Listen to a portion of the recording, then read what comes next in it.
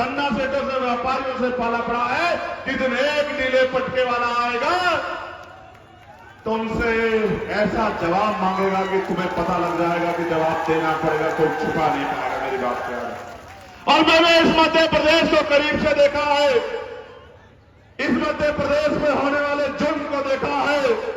मेरे आज भी याद है कितना अन्याय बार बार हमने यहां सहा, कितनी घटनाएं हैं यहां जिनका मैं जिक्र करूं। मेरे जेब में कागज है, कौन कौन सी घटना का जिक्र करूं, क्या कहूं आपसे, अपना दिल चीर के कैसे दिखाऊं।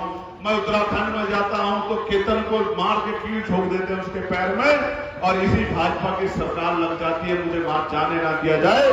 मुझे लड़ लड़ के बारिश में 7-7 8-8 किलोमीटर पैदल चल के अपनी बहनों से, अपनी माओ के दर्द को बांटने के लिए मिलने जाना पड़ता है। ये दिया है सरकारों ने।